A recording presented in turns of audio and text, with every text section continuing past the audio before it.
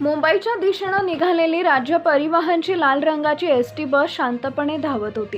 सकाळचा वेळ, गार वारा आणि प्रवासाचा नेहमीचा निवांत माहोल होता.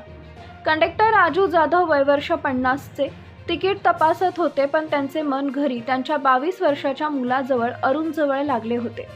अरुणच्या केंद्रीय राखीव पोलीस दलातील CRPFची अंतिम निकालाची त्यांना प्रतीक्षा होती.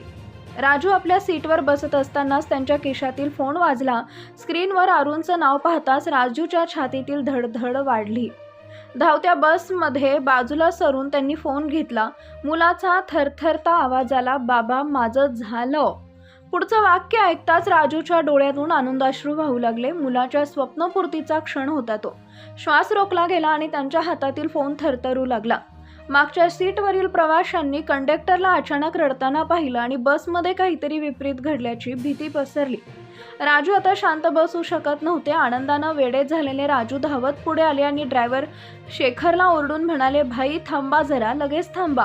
ड्रायव्हरच्या विरोधाला न जुमानता राजू बस थांबून खाली उतरले आणि जवळच्या दुकानात धावले.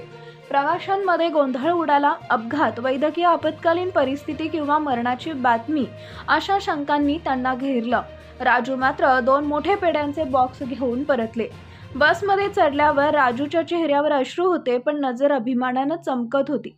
हात जोडून त्यांनी प्रवाशांची माफी मागितली. त्यानंतर त्यांनी पेढ्याचा बॉक्स उघडला आणि थरथरत्या आवाजात घोषणा केली, मी आनंदात आहे. माझ्या मुलाची CRPF मध्ये निवड झाली आहे." क्षणभर शांतता पसरली आणि पुढच्या क्षणाला प्रवाशांनी मोठ्याने ओरडून टाळ्या वाजवून राजूचं अभिनंदन केले. "जय जवान" अशा घोषणांनी बस दुमदुमून गेली. थकवा आणि चिडचिड विसरून सगळेजण राजूच्या आनंदात सहभागी झाले. राजूनं हसत हात जोडून प्रत्येकाला पेढे वाटले आणि मुलासाठी आशीर्वाद मागितला. त्या दिवशी लाल एसटी बसनं फक्त प्रवासी नेले नव्हते, तर एका सामान्य वडिलांच्या अभिमानाचा आणि आनंदाचा अविस्मरणीय उत्सव साजरा केला होता. ही घटना भीतीमुळे नव्हे, तर शुद्ध आनंदाच्या उत्स्फूर्त किंकाळ्यांमुळे प्रवाशांच्या कायम स्मरणात राहिली.